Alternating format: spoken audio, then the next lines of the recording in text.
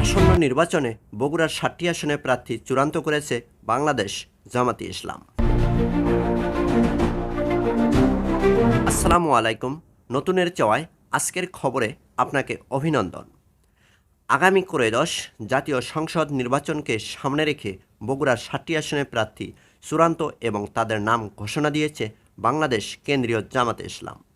শনিবার দুপুরে বগুড়া শহীদ টিটু মিলনায়তনে ইসলামী ছাত্র শিবিরের সাবেক কর্মী ও সাথী এবং সদস্যদের প্রীতি সমাবেশে বাংলাদেশ জামাতে ইসলামের সহকারী সেক্রেটারি জেনারেল মাওলানা রফিকুল ইসলাম খান ঠিক এই দিনেই দলের পক্ষ থেকে জামাতের একক প্রার্থীর নাম ঘোষণা করেন।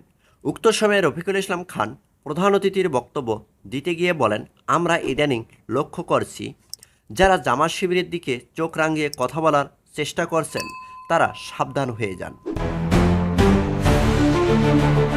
রফিকুল ইসলাম খান বলেন, এই দেশটা কারো বাপের কিংবা কারো পারিবারিক সম্পত্তি নয়।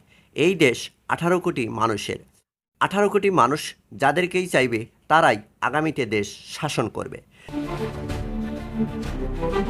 সেই সময়ে জামাতের এই সহকারী সেক্রেটারি জেনারেল বলেন, যারা সংস্কার না করেই নির্বাচন দাবি করছেন তারা মূলত শেখ হাসিনার দুঃশাসনকেই ফিরিয়ে আনতে চান।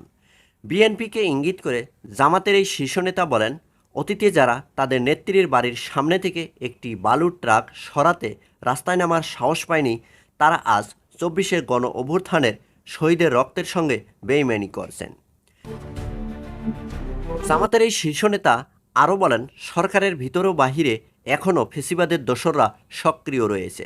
তিনি বলেন, গণহত্যাকারী স্বৈরাচার শেখ হাসিনা ও তার দোসররা কেবলমাত্র ফাঁসির আসামি হিসাবেই দেশে ফিরবেন।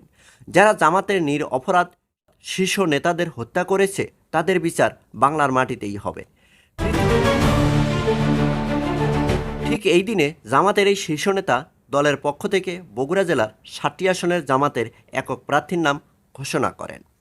সংবাদ সূত্রে জানা যায়, সারিয়াকান্দি ও সোনাতলা নিয়ে গঠিত বগুড়া ১ আসনে জামাতের কেন্দ্রীয় নির্বাহী পরিষদ সদস্য অধ্যক্ষ মাওলানা শাহাবুদ্দিনকে আগামী জাতীয় সংসদ নির্বাচনে প্রার্থী হিসাবে ঘোষণা করা হয়েছে।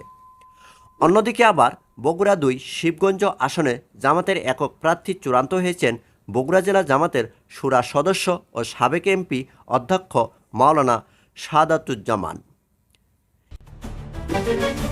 এরপর দুপচাচিয়া আদমদিঘি নিয়ে বগুড়া ৩ আসনে দুপচাচিয়া গুনাহার ইউনিয়নের জামাতের রোকন ও ইউনিয়ন পরিষদ চেয়ারম্যান নূর মোহাম্মদ আবু তাহেরকে আগামী ত্রয়োদশ জাতীয় সংসদ নির্বাচনে বাংলাদেশ বিএনপির প্রতিদ্বন্দ্বী হিসাবে শক্ত অবস্থানে রেখে দিয়েছে বাংলাদেশ জামাতে ইসলাম।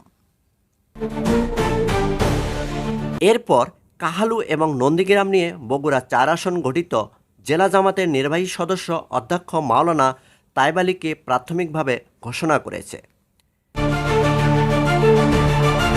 এরপর শেরপুর উপজেলা জামাতের আমির দবিবুর রহমানকে বগুড়া ৫ শেরপুর ও ধনুটবাসীর খেদমতের জন্য বেছে নিয়েছে কেন্দ্রীয় জামাত। বগুড়া সদর ৬ আসনে জামাতের কেন্দ্রীয় শুরা সদস্য ও বগুড়া শহর জামাতের আমির অধ্যক্ষ আবিদুর রহমান সোহেল। সবশেষে গাবতলী শাহজাহানপুর নিয়ে বগুড়া ৭ আসনের জন্য জামাতের কেন্দ্রীয় মজলিসের শুরা সদস্য এবং কেন্দ্রীয় বাংলাদেশ শ্রমিক কল্যাণ ফেডারেশনের সহসভাপতি গোলাম রব্বানীকে চূড়ান্ত করেছে দলটি। বগুড়া জেলা জামাতের আমির অধ্যক্ষ মাওলানা আব্দুল হক সরকারের সভাপতিত্বে সমাবেশে বিশেষ অতিথি ছিলেন বাংলাদেশ শ্রমিক কল্যাণ ফেডারেশনের কেন্দ্রীয় সহসভাপতি গোলাম রব্বানী, জামাতে ইসলামের কেন্দ্রীয় নির্বাহী পরিষদের সদস্য অধ্যক্ষ শাহাবুদ্দিন, ইসলামী ছাত্র শিবিরের সাবেক কেন্দ্রীয় সভাপতি দেলোয়ার হোসেন সাইদি ও আন্তর্জাতিক ছাত্র এবং যুব ফেডারেশন ইস্যুর secretary general doctor Mostafa Faisal Parvez. আমন্ত্রিত অতিথি ছিলেন জামাতে ইসলামের বগুড়া অঞ্চলের টিম সদস্য মাওলানা আব্দুর রহিম ও অধ্যক্ষ নজরুল ইসলাম। এছাড়াও জেলা শহর জামাত শিবিরের বিভিন্ন পর্যায়ের বর্তমান সাবেক ও নেতারাও বক্তব্য রাখেন।